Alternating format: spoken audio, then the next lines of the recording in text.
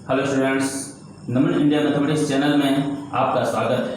आज हम लोग डिस्कस करेंगे कन्ग्रुएंस मॉडुलो से रिलेटेड प्रॉब्लम्स और वीडियो के एंड में मैं एक ऐसा प्रॉब्लम डिस्कस करूंगा जो एक स्टूडेंट ने भेजा है।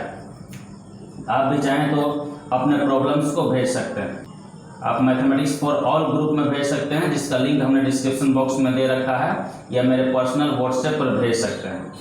ये प्रॉब्लम है first one, find the reminder when 27 to the power 10 plus 7 to the power 51 is divided by 10। यानी 27 to the power 10 plus 7 to the power 51 को अगर हम 10 से डिवाइड करें तो रिमाइंडर कितना बचेगा ये बताना है। इसके लिए सबसे पहले आपको कन्ग्रुएंस मॉडुलो समझना होगा।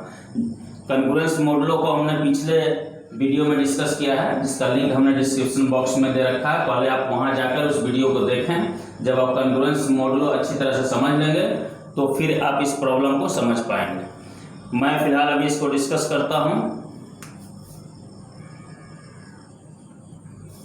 सबसे पहले हम लोग ये 27 to the power 10 को देखते हैं। 10 से डिवाइड करके कितना रिमाइंडर बचता है। इसमें हम 27 to the power 10 को लिख सकते हैं 3 to the power 30। ये 27 को 3 to the power 3 लिखेंगे और 10 पहले से, तो 3 10 जाओगे 30, यानी 3 to the power 30 है। अब हम लोग यहाँ पर लिख सकते हैं 3 इज कन्ग्रुएंट टू 3 मॉडुलो 10।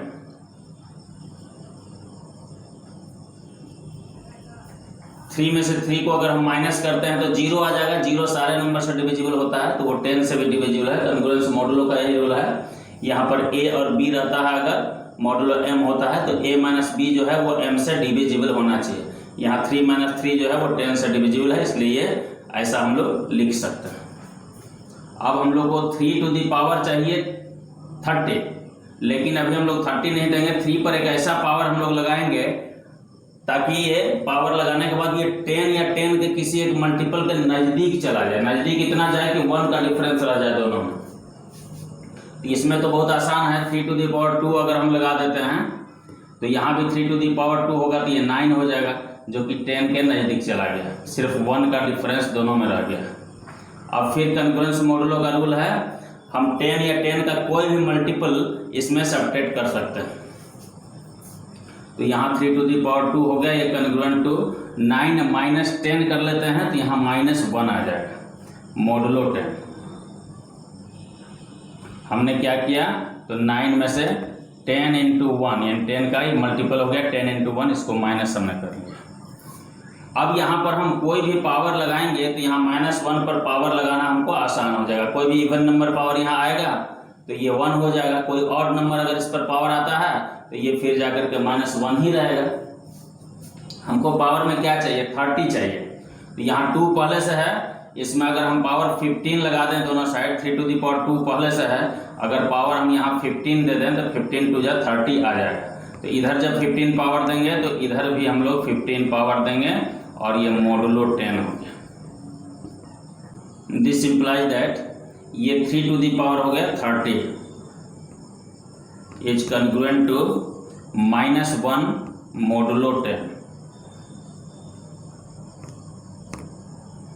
अब ये 3 to the power 30 को अगर हम 10 से डिवाइड करते हैं तो यहाँ पर ये -1 बचेगा, लेकिन माइनस में है चूंकि, इसलिए इसको हम लोग रिमाइंडर नहीं कर सकते। ये माइनस में है तो रिमाइंडर नहीं कर सकते, इसको हम लोग प्लस में लाएंगे। या 0 हो सकता है, या 0 से बड़ा नंबर अगर हो जाए, लेकिन 10 से छोटा होगा तभी ये रिमाइंडर होगा। तो हम लोग क्या करेंगे, 10 का एक मल्टीपल इसमें हम लोग ऐड कर देते हैं, यानी कि 10 into 1 यानी 10 को इसमें ऐड कर देते हैं तो ये हो जाएगा 9 मॉडुलो 10।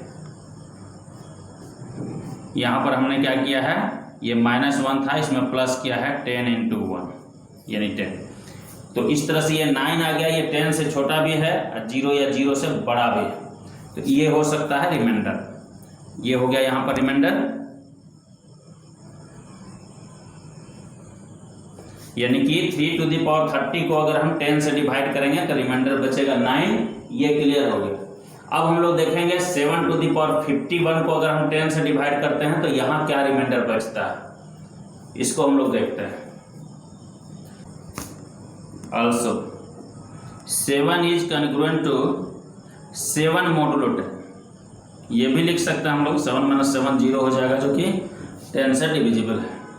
अब हम लोग 7 पर पावर रेज करना है, और ऐसा पावर इस पर रेज होना चाहिए कि 10 के किसी एक मल्टीपल के नज़दीक चल जाए, यानी 10 के मल्टीपल के नज़दीक इतना नज़दीक जाए कि दोनों का डिफरेंस 1 हो जाए। इस पर हम लोग देखते हैं कि 7 पर पावर जैसे हम 2 लगाएंगे तो यहाँ पर हो जाएगा 49, और यहाँ पर मोडुलो 10 लिख सकते हैं हम लोग। तो निश्चित रूप से 10 का मल्टीपल होता है 50 के ये नज़दीक चला गया है। अब हम लोग 10 का मल्टीपल यानी 10 × 5 को इसमें से माइनस कर लेंगे। इसको इतना नज़दीक ले जाना रहता है कि दोनों का डिफरेंस 1 या -1 आ जाए। इससे हमको आसानी हो जाती है कि उस पर कोई भी पावर हम रेज करेंगे तो उसका वैल्यू हम लोग आसानी से फाइंड कर सकते हैं। यहाँ पर हम लोग इसका डिफरेंस लिखते हैं, 7 स्क्वायर इज कॉन्ग्रुएंट टू, ये हो जाएगा 49, अब -50 करेंगे तो -1 आ जाएगा, मोडुलो 10। हमने क्या किया है, 49 में से माइनस किया है 10 × 5। अब यहाँ पर हम लोग पावर रेज करेंगे, ऐसा पावर रेज करेंगे कि यहाँ पर 51 आ जाए। हालांकि ये 2 से मल्टीप्लाई होगा पावर, तो 2 से होगा तो ये 51 नहीं आएगा, पहले आएगा हमारा 50, बाद में फिर उसमें हम लोग 1 ऐड करेंगे पावर। तो हम लोग पहले 50 लाने का प्रयास करते हैं, तो दोनों साइड हमको 25 पावर रेज करना पड़ेगा। यहाँ 25 रेज करेंगे तो 25 पूजा हो जाएगा 50, इधर -1 ही रहेगा। उसके बाद फिर एक बढ़ाने के लिए हम देखते हैं इसमें क्या करना पड़ता है। This imply that 7 to the power 2 whole to the power 25 is congruent to -1 to the power 25 modulo 10, यानी कि 7 to the power ये हो गया 50 इज कॉन्ग्रुएंट टू -1 मोडुलो 10। अब हम लोग क्या करेंगे, पावर इसमें 1 बढ़ाना है, तो इसको हम लोग 7 to the power 50 है तो इसको 7 to the power 1 से मल्टीप्लाई करेंगे। एक साइड मल्टीप्लाई करेंगे, दूसरे साइड भी मल्टीप्लाई करेंगे, यानी कि -7 यहाँ पर आ जाएगा मोडुलो 10। तो यहाँ पर आ गया 7 to the power 51 is congruent to -7 modulo 10। अब ये -7 तो रिमाइंडर नहीं होगा, जब भी होगा तो रिमाइंडर प्लस में होगा या 0 हो सकता है, और ये रिमाइंडर जो होगा वो 10 से छोटा होना चाहिए। इसमें फिर हम लोग 10 का एक मल्टीपल यानी 10 ही इसमें ऐड कर देंगे। तो 7 to the power 51 is congruent to, इसमें 10 ऐड करेंगे तो आ जाएगा 3 मोडुलो 10। हमने क्या किया, -7 + 10 × 1, 10 का एक मल्टीपल इसमें हमने ऐड कर दिया तो 3 आ गया। अब ये 3 रिमाइंडर हो गया, ये यहाँ पर रिमाइंडर है। अब इस दोनों रिमाइंडर को हम लोग प्लस करेंगे, ये प्लस में लिखा हुआ है, तो हम दोनों रिमाइंडर को प्लस करेंगे और तब देखते हैं कि वो 10 से बड़ा होता है या नहीं। अगर बड़ा हो जाता है तो फिर उसको हम लोग 10 से डिवाइड करके फिर रिमाइंडर एक बार फाइंड करेंगे। तो हम लोग देखते हैं यहाँ पर दोनों रिमाइंडर को अगर हम ऐड करते हैं, इसके जगह उसके रिमाइंडर को लिख करके R1 + R2 लिख सकते हैं। ये R1 हो गया रिमाइंडर, इसको हम लोग R1 कह रहे हैं, इसको R2 ले रहे हैं। दोनों रिमाइंडर को ऐड किया हमने, इसमें है 9 और प्लस यहाँ आ गया 3, तो ये हो गया 12। अब इसको 10 से डिवाइड अगर हम करते हैं तो फाइनली रिमाइंडर जो होगा वो हो जाएगा हमारा 2। यही आंसर हो गया, यानी कि इस नंबर को अगर हम 10 से डिवाइड करेंगे तो रिमाइंडर बचेगा 2। ये नेक्स्ट वन है, find the reminder when 10 to the power 10, 10 to the power 100, 10 to the power 1000, यानी 1 लिख के यहाँ एक 0 है, फिर 2 0 आ रहा, फिर 1 लिख कर यहाँ 3 0 आ रहा, plus ... plus 10 to the power 1 लिख करके यहाँ 10 zeros दिया हुआ, इज डिवाइडेड बाई 7। तो इसमें रिमाइंडर हमको फाइंड करना है, यानी इस नंबर को अगर हम 7 से डिवाइड करें तो उसमें रिमाइंडर क्या आएगा ये बताना है। हमारे पास ये गिवन नंबर जो है उसको हमने यहाँ पर लिखा है, इसके फॉर्म को हम थोड़ा सा चेंज करते हैं। ये 10 to the power 10 है, इसको हम लिख सकते हैं 10 to the power 9 × 10, 10 to the power 1, तो ये प्लस हो जाएगा यहाँ पर तो 10 आ जाएगा। इसको लिख सकते हैं 10 to the power 99 into 10 to the power 1 plus इसको लिख सकते हैं 10 टू द पावर 999, 30 है तो 3 बार 9 हो गया यहाँ पर, into 10 to the power 1 plus इसको लिख सकते हैं 10 टू द पावर, यहाँ पर 10 जीरोज हैं तो यहाँ 99 10 टाइम्स हम लोग लिखेंगे, 1 2 3 4 5 6 7 8 9 10 10 टाइम्स लिख करके इंटू 10 टू द पावर 1। इसको हम लोग लिख सकते हैं 10 टू द पावर 3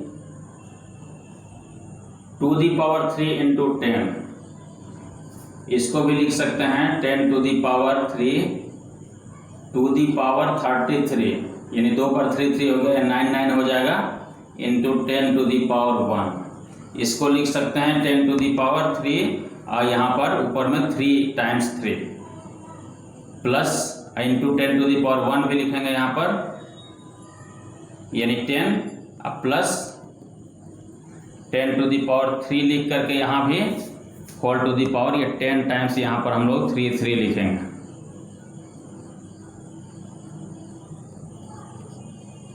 10 टाइम्स हो गया इंटू 10 टू दी पावर 1। इस फॉर्म में हमने इसको चेंज किया है। इस एक्सप्रेशन को भी यहीं पर छोड़ देते हैं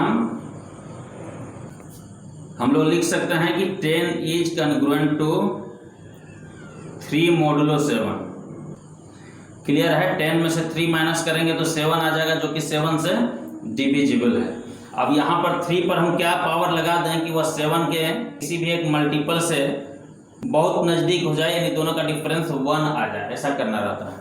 तो यहाँ क्लियर है कि इस पर 3 पावर अगर हम लगाएंगे तो ये 27 होगा, इसको 4 से मल्टीप्लाई करेंगे तो 28 होगा, तो 1 का डिफरेंस हो जा रहा है, यानी कि दोनों साइड हम लोग क्या करेंगे, पावर लगाएंगे 3, तो यहाँ पर हो जाएगा 3 टू दी पावर 3 यानी 27 हो जाएगा, और यहाँ पर मोडुलो हो गया 7, यानी कि 10 to the power 3 is congruent to 27 में से 28 माइनस कर देंगे तो -1 मोडुलो 7। ये क्लियर हो गया कि -1 हो गया यहाँ पर। अब इस पर हम कोई भी पावर रेज करें दोनों साइड तो ये -1 या +1 यही दो आंसर यहाँ पर आने वाला है। हमको 3 पर और पावर ही रेज करना है, क्योंकि यहाँ पर हम जो सेट किए हैं, यहाँ पर हम देख रहे हैं 10 पर पावर 3 है, उस पर और पावर है, यहाँ भी और पावर है, यहाँ भी, हर जगह और पावर ही हमको मिल रहा है। उसके बाद यहाँ 10 पर पावर 1 अलग से मिल रहा है, तो हम लोग पहले और पावर वाले के लिए देख लेते हैं, फिर 10 पर पावर 1 के लिए देखेंगे। तो यहाँ क्लियर है कि 10 टू दी पावर 3 है, इस पर हम कोई भी और पावर यहाँ पर लगा दें, और पावर, तो ये -1 मोडुलो 7 के ही कॉन्ग्रुएंट रहेगा, क्योंकि -1 पर अगर और पावर लगेगा, कोई भी और पावर लग जाती है, -1 ही रहने वाला है। यानी कि ये जो 10 को छोड़कर इसको देखा जाए तो ये हर जगह -1 आने वाला है। हम लोग इसमें अब 10 से मल्टीप्लाई करके देखते हैं, क्योंकि ये 10 क्यूब पर और पावर जहां भी लगा हुआ है उसके साथ एक 10 पर पावर 1 है साथ में, यानी 10 है। तो हम लोग यहाँ पर साथ में 10 लेकर देखते हैं कि क्या होता है। यहाँ 10 टू दी पावर 3 है, इस पर और पावर कोई भी लग जाए और साथ में हम अगर 10 मल्टीप्लाई कर देते हैं तो यहाँ पर क्या आ जाएगा, 10 किसके कॉन्ग्रुएंट है, 3 के कॉन्ग्रुएंट है, तो हम इधर 3 लिख सकते हैं, -1 इंटू 3 यानी -3 मोडुलो 7 हो जाएगा यहाँ पर। अब ये अब इस नंबर को हम लोग अगर 7 से डिवाइड करें तो यहाँ पर -3 आएगा, बट -3 रिमाइंडर नहीं है, हमको प्लस में रिमाइंडर लाना है। तो हम लोग क्या करेंगे, 7 का एक मल्टीपल यानी +7 अगर इसमें हम कर देते हैं तो ये 4 आ जाता है, यही 4 जो होगा रिमाइंडर बचेगा। यानी कि हम 10 क्यूब पर कोई भी और पावर देकर अगर 10 से उसको मल्टीप्लाई करें तो रिमाइंडर हमेशा 4 आएगा। यानी कि पहले वाले टर्म में भी 4 रिमाइंडर आ रहा है, दूसरे में भी 4 आ रहा है, तीसरे में भी 4 आ रहा है, ऐसे करके ये 10th टर्म जो है इसमें भी 4 ही रिमाइंडर आएगा। तो सब में हम लोग रिमाइंडर 4 लिख के रिमाइंडर को ऐड कर लेते हैं, अब फिर उसको हम लोग 7 से डिवाइड करके आसानी से देख लेंगे ये क्या आता है। तो जो रिमाइंडर आएगा सब में, ये रिमाइंडर उसको हम लोग ऐड करते हैं। ये पहले वाले में आने जा रहा 4 और इसमें फिर दूसरे वाले में 4 आएगा, तीसरे वाले में 4 आएगा, ऐसे 4 4 आते जाएगा। कितने बार आएगा? तो 10 टाइम्स आएगा, 10 टाइम्स। 10 बार हम लोग 4 4 को ऐड करेंगे, सब में 4 आएगा, टोटल 10 है। ये टोटल 10 था क्योंकि 1 0 2 0 3 0 होते होते 10 0 तक गया था। टोटल नंबर ऑफ टर्म्स यहाँ पर 10 थे। तो 10 बार हम लोग 4 4 4 4 लिखेंगे, ये ऐड करेंगे तो हो जाएगा 40। अब इसको अगर हम 7 से डिवाइड करते हैं तो क्लियर है कि रिमाइंडर बचेगा 5। ये आंसर हमारा हो गया 5। ये नेक्स्ट क्वेश्चन है, when 2222 to the power 5555 is divided by 7, find the remainder। यहाँ पर भी हम लोग सेम प्रोसेस में बढ़ेंगे। सबसे पहले हम लोग ये 2222 यानी 2222 को देखते हैं 7 से डिवाइड करके कि रिमाइंडर कितना आता है। मॉडुलो 7 यहाँ लिखेंगे। इसको अगर हम 7 से डिवाइड करेंगे तो आप डिवाइड करके देख सकते हैं, रिमाइंडर आएगा 3।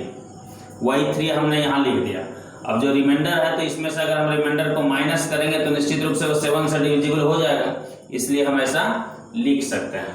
अब हमको इस पर पावर लगाना है, तो अब हम 3 पर क्या पावर लगा दें कि 7 के मल्टीपल के नज़दीक चल जाए। तो पिछले क्वेश्चन में हमने डिस्कस किया है, यहाँ 3 पावर लगाना होगा।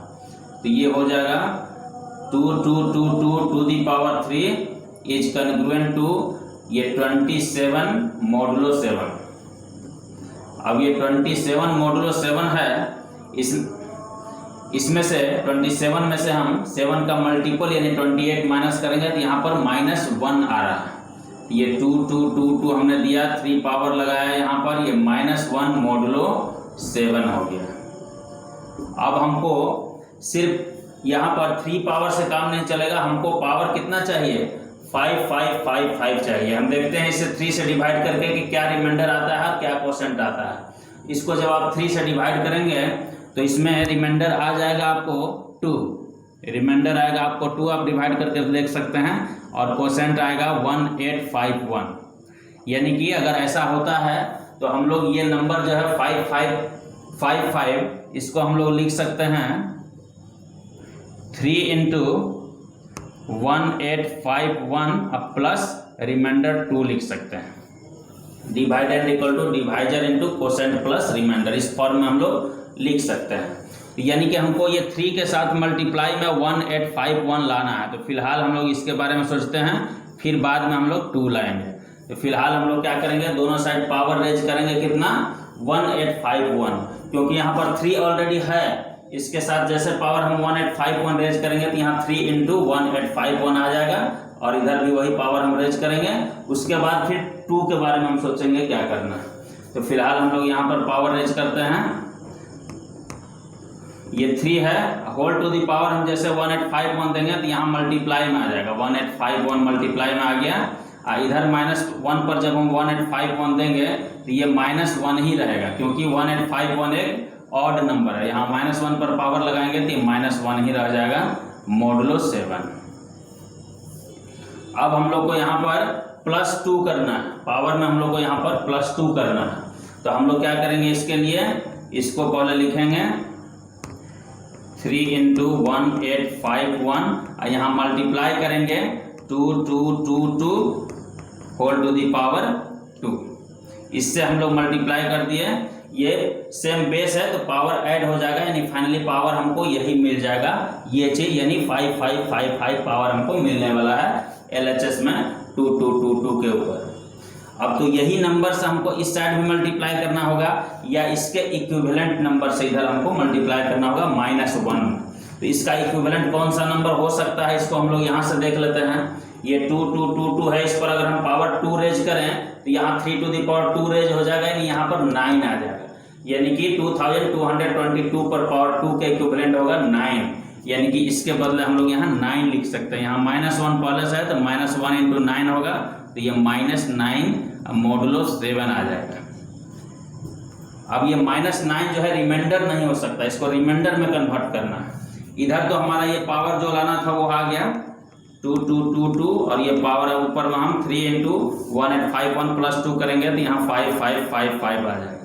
लेकिन इधर क्या होगा, इसमें 7 का मल्टीपल ऐड करना पड़ेगा। इस तरह से हमको ऐड करना होगा कि यह नंबर जो हो वह 0 या 0 से बड़ा और 7 से छोटा आ जाए।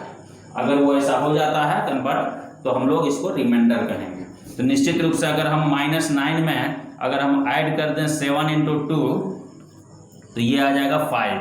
14 - 9 ये 5 हो जाएगा। यानी यहाँ पर लिख सकते हैं हम 5 मॉडुलो 7। हम किए क्या, तो उसका रीजन यहाँ पर हमने पहले ही लिख दिया है। अब ये 5 जो है 7 से छोटा है, पॉजिटिव है, यानी 0 या 0 से बड़ा है, तो इसको हम लोग रिमाइंडर कहेंगे। ये रिमाइंडर है, ये रिमाइंडर हो गया 5। ये आंसर हो गया। ये नेक्स्ट प्रॉब्लम आपके सामने है। यह प्रॉब्लम कॉन्ग्रुएंस मॉडुलो से रिलेटेड नहीं है। इस प्रॉब्लम को संस्कार स्वप्निल ने भेजा है। ये DAV BSCB पटना के स्टूडेंट हैं। ये क्लास 10 HG में पढ़ते हैं। आपके पास भी प्रश्न हो तो आप भेज सकते हैं। मैं उस प्रॉब्लम को यहाँ पर डिस्कस करूँगा। यह प्रॉब्लम देखिए, in an arithmetic addition problem the digits were replaced with letters, equal digits by equal letters and different digits by different letters.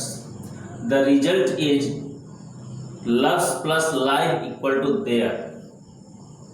Write the maximum possible value of there. पहले हम लोग इस प्रश्न को समझते हैं कि ये क्या रहा। यहाँ पर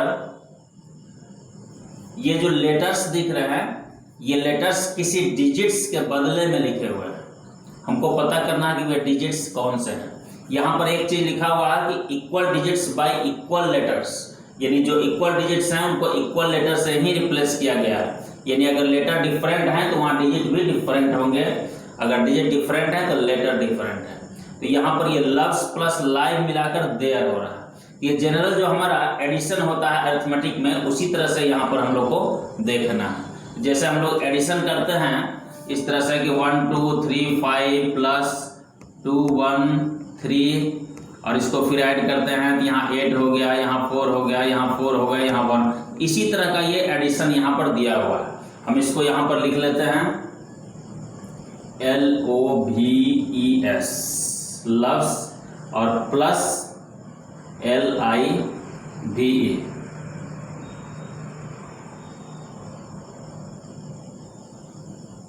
ये ऐड करने पर आ रहा है देयर।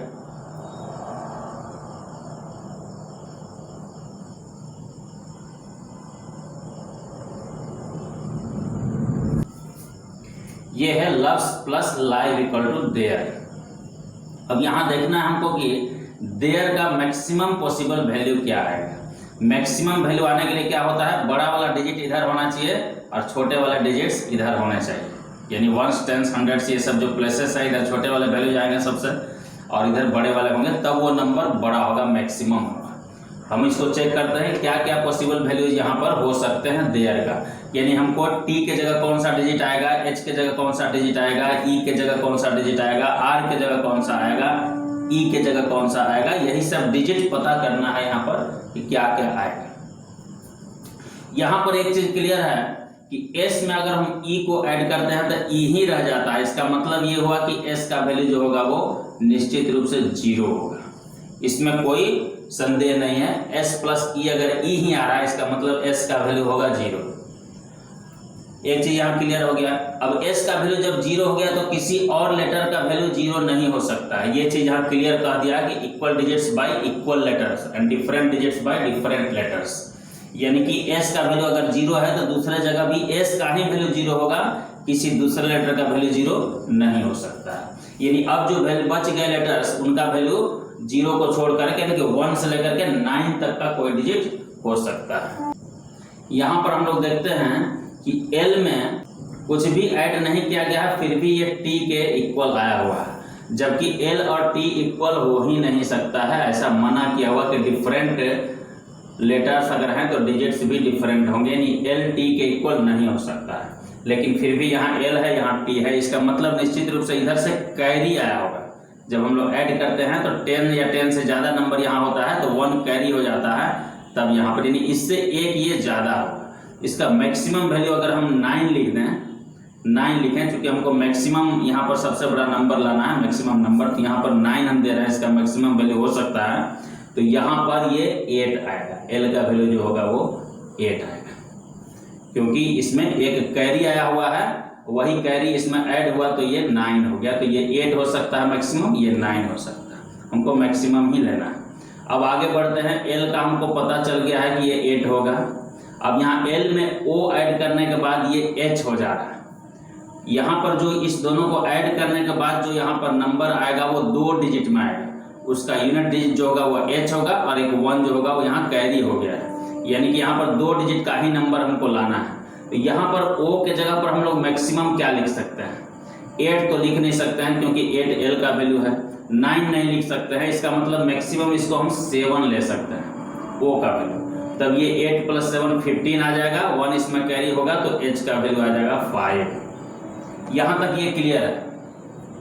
अब हमारे पास क्या क्या डिजिट्स, कौन कौन से डिजिट्स बच गए जो बाकी सब लेटर्स के लिए आ सकते हैं, ये देखना हमको। हमारे पास जो डिजिट्स बच गए वो डिजिट्स हैं 1 2 3 4 6, ये डिजिट्स बचे हुए हैं, क्योंकि ये 5 यहाँ पर ऑलरेडी है, एच का वैल्यू है, 9 भी वैल्यू है टी का, 8 है एल के लिए, और ये ओ के लिए 7 आ गया, एस के लिए 0 आ गया। तो हमारे पास यही सब डिजिट्स बच गए हैं। अब इन्हीं डिजिट्स में से ये सारे नंबर्स को, लेटर्स को देना है कि कौन लेटर्स का वैल्यू क्या होगा। यहाँ पर हम देख रहे हैं v + i जो है ये e के इक्वल है, और फिर e + v जो है ये r के इक्वल है, e यहाँ भी है।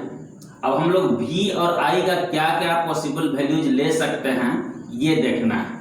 हमको ये चीज ध्यान रखना है कि v और i को ऐड करने के बाद जो आए, या e v को ऐड करने के बाद जो आए, ये सब नंबर, ये 5 9 8 7 ये सब में से नहीं होना चाहिए, 0 नहीं होना चाहिए, ये चीज हमको ध्यान देना है। फिलहाल हम देखते हैं, अगर v के जगह पर हम 1 ले लें, चेक करते हैं, अगर v के जगह पर हम 1 ले लें तो i के जगह पर हम क्या क्या ले सकते हैं ये चेक करना है। v के जगह अगर हम 1 लेते हैं तो i के जगह तो 1 नहीं ले सकते हैं, क्योंकि 2 लेटर का एक वैल्यू नहीं हो सकता है।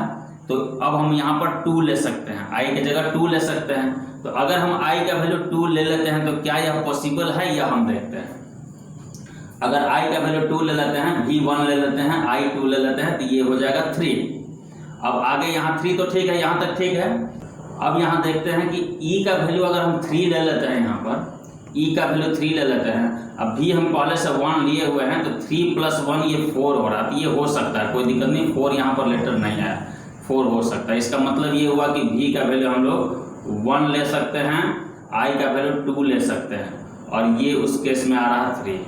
हम और भी डिजिट्स का यहाँ पर चेक कर लेते हैं कि और भी पॉसिबिलिटी है क्या, इससे बड़ा नंबर आ सकता है क्या, ये देखना हमको। हम तो ये बड़ा से बड़ा नंबर लेना है, जो छोटा बचेगा उसको बाद में लेना है। तो हम लोग देखते हैं कि यहाँ पर 3 से बड़ा कोई नंबर हो सकता है क्या। यहाँ पर अगर हम 3 कर देते हैं, ये 1 ही रखते हैं, अभी 1 के साथ 2 लिए हैं, अगर हम 1 के साथ 3 ले लेते हैं तो ये 1 + 3 यहाँ 4 आएगा, तो ये तो हो सकता है। आगे हम यहाँ जब 4 पुट करेंगे और ये v1 है तो 4 + 1 ये हो जाएगा 5, जो कि गलत हो जाएगा, क्योंकि 5 ऑलरेडी पहले से आ चुका है, यानी कि हम i का वैल्यू 3 नहीं ले सकते हैं। अब i का वैल्यू अगर हम 4 ले लेते हैं तो क्या होता है, तो 4 + 1 यहीं पर 5 आ जाएगा, ये भी गलत हो जाएगा।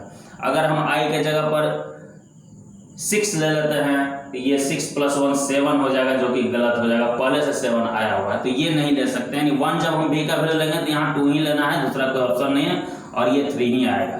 अब हम v का चेंज करके देखते हैं, जैसे v के जगह अगर हम 2 ले लें, अगर v के जगह 2 ले लें और i के जगह 1 ले लें, तब क्या होगा, यहाँ 3 तो आएगा, लेकिन क्या ऐसा हम ले सकते हैं, यहाँ पर 2 लेना है, यहाँ 1 लेना है, तो ये 3 आ जाएगा, तो यहाँ 3 और ये 2 लिए रहेंगे तो 3 + 2 फिर यहाँ 5 आकर के गलत हो जाएगा, यानी 2 अगर हम v ले लेते हैं तो फिर 1 हम नहीं ले सकते हैं। उसके बाद 2 अगर इसको लिए हैं तो क्या 3 ले सकते हैं i को, अगर हम v को 2 लेते हैं तो i को 3 ले सकते हैं, नहीं, 2 + 3 हो जाएगा 5। इस तरह से बाकी सब आप चेक करके देख सकते हैं, 2 के साथ 3 नहीं ले सकते हैं, 4 नहीं ले सकते हैं, 6 नहीं ले सकते हैं, फिर 3 के साथ 4 ये नहीं ले सकते हैं, 6 नहीं ले सकते हैं, 2 1 नहीं ले सकते हैं। ये सारा इस तरह से आप चेक कर सकते हैं। हमको एक सूटेबल वैल्यू यहाँ मिल गया है, बाकी आप चेक करके खुद से देखेंगे ये हमारा बिल्कुल सही है। ये 1 और 2 ले सकते हैं, यहाँ 3 आएगा। ई का वैल्यू 3 हो गया, तो यहाँ भी हम ई का वैल्यू लिख सकते हैं, ये 3, यही सेम ई है, 3 आ जाएगा। और यहाँ 3 लिखते हैं तो फिर 1 होकर के ये हो जाता है आर का वैल्यू 4, यानी कि हमारा फाइनल आंसर जो है यहाँ पर ये आ चुका है। देयर के बदले हम लोग लिख सकते हैं 9 5 3 4 3, यही मैक्सिमम वैल्यू देयर का हो सकता है। आपके पास भी अगर इस तरह के प्रश्न हैं तो आप भेजें, मैं उसका सॉल्यूशन दूंगा। आज भर के लिए बस इतना है। आपका दिन शुभ हो। धन्यवाद।